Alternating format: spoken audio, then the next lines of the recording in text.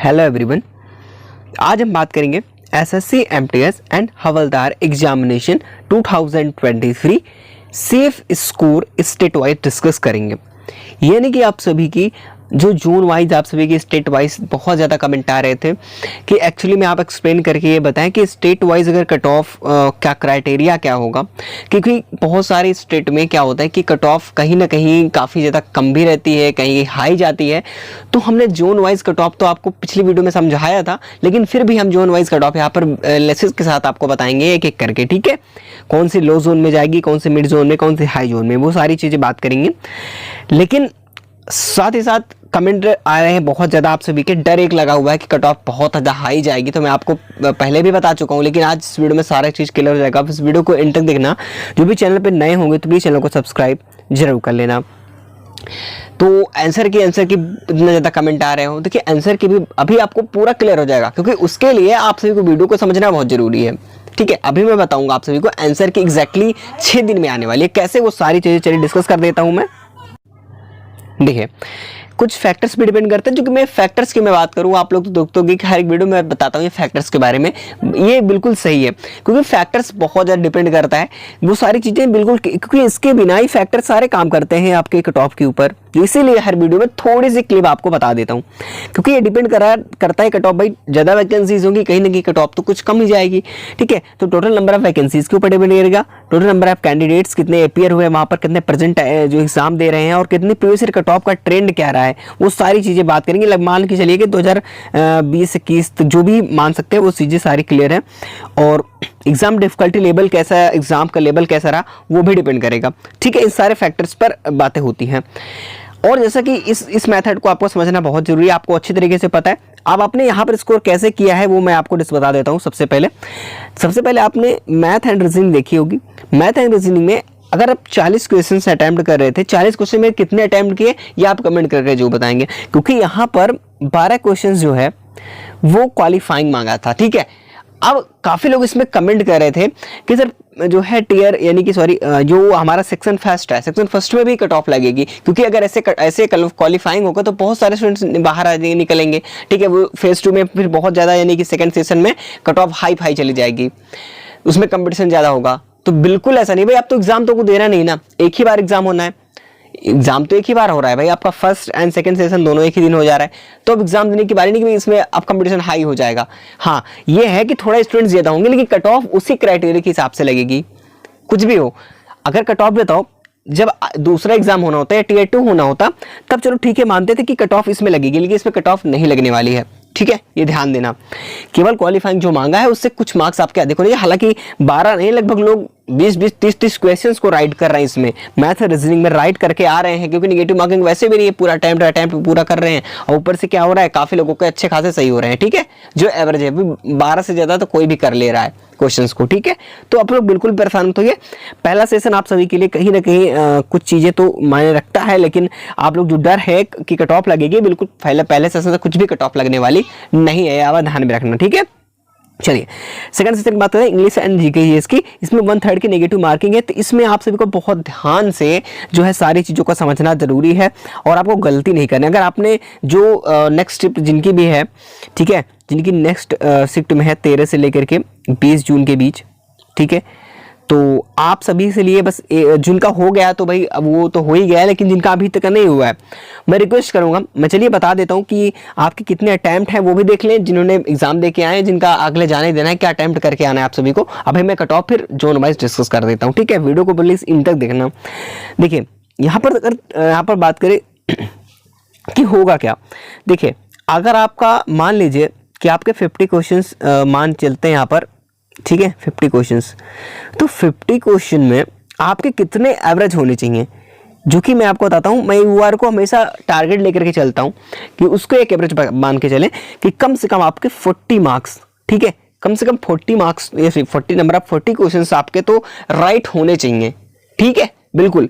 ये यूआर की बात कर रहा हूँ, आप किसी भी स्टेट से बिलोंग करते हो, जहां पर सबसे, जिस स्टेट में, जिस जोन में सबसे हाई कट ऑफ जा रही है, बता रहा हूं कि वहां का भी 40 कर रहे हैं, फिर भी आपका सिलेक्शन हो जाएगा। बाकी अदर कई जोनों में तो भाई कट ऑफ तो कम जाती ही जाती है, ये आपको बता रहा हूँ। लेकिन अगर आपके, ये बता रहा हूँ कि अगर आपके मान लीजिए 35 कारण, किसी भी कारण बस आपका अगर 35 ही अटेम्प्ट हो पा रहा है, इससे ज्यादा नहीं हो पा रहा है, तो बिल्कुल भी यहां से गलती मत करना, अटेम्प्ट करना ही नहीं है। ये मत सोचना कि सर 35 कर पाए हैं हमारा सिलेक्शन नहीं होगा, बिल्कुल परेशान मत होइए, क्योंकि भाई नॉर्मलाइजेशन फंडा बाकी है आप सभी का, और ऊपर से आपको गलती की तो फिर आप नीचे झुके गए।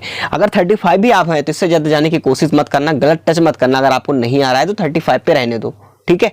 अभी सब सारी चीजें क्लियर हो जाएंगी, ठीक है। चलिए, तो आप सभी के मैं अब बात कर लेता हूं कि यहाँ पर लो जोन और मिस जोन के बारे में, कि कौन सा जोन में कितनी कट ऑफ रहने वाली है।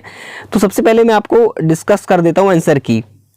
तो आंसर की के बारे में बहुत ज़्यादा जो है आ रहे थे कि आंसर की कब आने वाली है।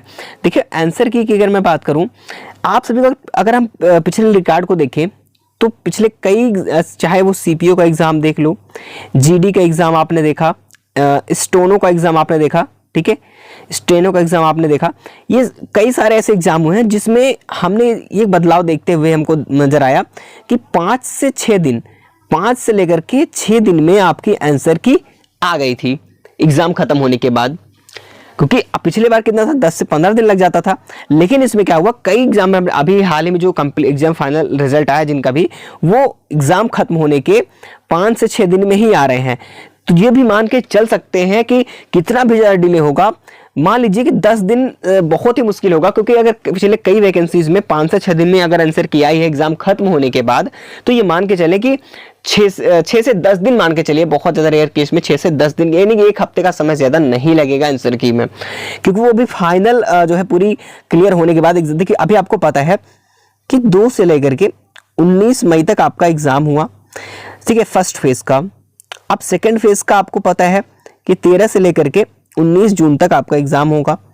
अब ये एग्ज़ाम खत्म होगा, उसके बाद ही आप सोच रहे हो कि फर्स्ट फेज़ का हमारा आंसर किया गया, तो बिल्कुल ऐसा नहीं होना है, ठीक है। सारे शिफ्ट का एग्ज़ाम हो जाएगा, उसके बाद मान लीजिए कि 6 दिन बाद आसपास जो है आपका रिजल्ट, सॉरी आपका आंसर की आपके सामने दिखेगी, ठीक है। क्योंकि एसएससी बहुत फास्ट काम कर रहा है, और जैसे एग्जाम खत्म होता है 6 दिन बहुत ज़्यादा रेयर केस लगेगा, 6 दिन से 10 दिन भी लग सकता है, और उससे ज़्यादा लगने ही वाला है, ठीक है। तो आप परेशान मत होइए, ज़्यादा समय नहीं लगेगा, आफ्टर एग्जामिनेशन जो है 6 दिन लगभग लग सकता है, ठीक है। इसलिए मैंने आपको बताया कि 6 दिन के बाद ही आंसर की आपको देखने को मिल सकती है, जैसे कि हमने पिछली वैकेंसीज को देखा, उस हिसाब से मैं बात कर रहा हूँ, ठीक है। चलिए, अब यहाँ पर डिस्कस कर लेंगे बहुत अच्छी तरीके से, कि एक बार आप लोग समझ जाएं।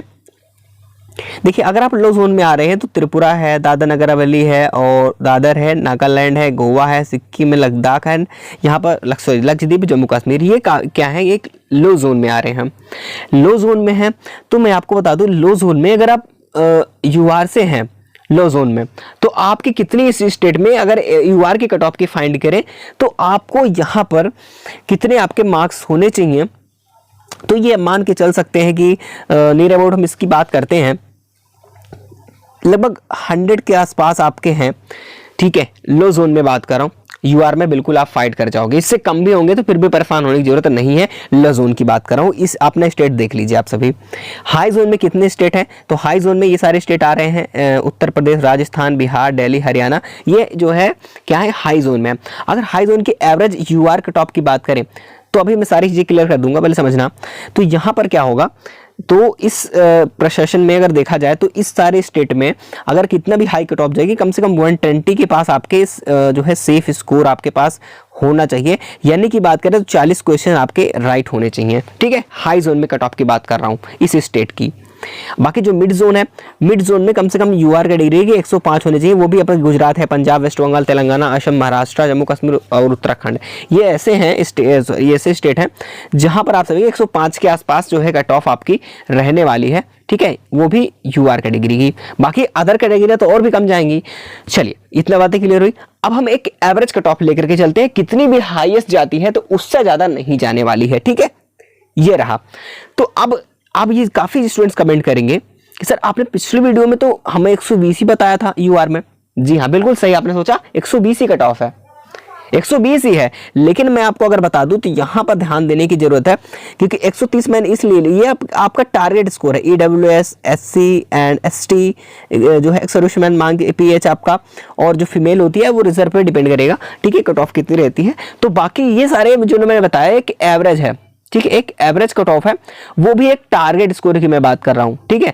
अगर आप अपने कैटेगरी से इस हिसाब से, आप किसी भी स्टेट से बिलोंग करते हो, अगर आप आपके जो एग्जाम देने जा रहे हैं, तो आपके अगर ये मार्क्स आ रहे हैं, आपको टारगेट लेकर के यही चलना है कि अपने स्कोर इतने करने हैं। अगर आपके स्कोर मान लीजिए किसी भी कारण बस आपके टारगेट, अगर जो टारगेट लेकर के चल रहे हैं, अगर 130 की बजाय अगर आपका 130 टारगेट लेकर जाए, उसी पर तैयारी भी आपकी अच्छी होगी, तो 130 का टारगेट लेगी तो कम से कम 120 तो बन ही जाएगा। 120 मार्क्स तो आराम से आ जाएंगे और 120 पर भी आपका सिलेक्शन हो जाएगा। ये चीजें आपको ध्यान चलना है, ठीक है। ये आप जो दिख रहे हो ये कट ऑफ रियल नहीं है, ये एक हाईएस्ट और एवरेज कट ऑफ है, टारगेट की कट ऑफ बता रहा हूं, ये टारगेट होना चाहिए। बाकी अगर आप 10-5 नंबर आपके इससे कम भी हैं, फिर भी बिल्कुल निश्चिंत हो जाओ, क्योंकि कट ऑफ इतनी ज्यादा जाने भी नहीं वाली है। जो मैंने वीडियो नहीं देखी है, अगर जो रियल कट ऑफ मैंने बताई थी वो कट ऑफ देख लेना, ठीक है। वो वीडियो मैं बनाया था जो है कल परसों की डेट में, आप सभी को ने देखा होगा, ठीक है। ये मैंने टारगेट स्कोर बताया कि अपना इतना टारगेट लेकर के चलना आप चाहिए, ठीक है। तो इन सारी चीजों को आपको समझ में आई। बाकी अगर आपके इसमें 10 नंबर भी कम आ रहे हैं, आपको सोचे, अगर मान लीजिए अगर यूआर में मैंने 30 बता दिया, आप सोचोगे सर इतना ज्यादा कट ऑफ, 10 हमारे तो 10 मार्क्स कम 120 ही है भाई, बहुत अच्छा है। 120 है ना, तो आप बिल्कुल खुश हो जाओ, आपका बिल्कुल क्लियर हो जाएगा, क्योंकि अभी आफ्टर नॉर्मलाइजेशन आपके मार्क्स इंक्रीज होंगे, ठीक है। तो आपको घबराने की जरूरत नहीं है। एक टारगेट मैं बता रहा था, जिनको जो आने वाली एग्जाम देने जा रहे हो आने शिफ्टों में, उनके लिए बात करूँ, टारगेट आपका होना चाहिए। बाकी आपको क्लियर हो गया होगा। जो भी डाउट है आप कमेंट जरूर कर देंगे, आपका रिप्लाई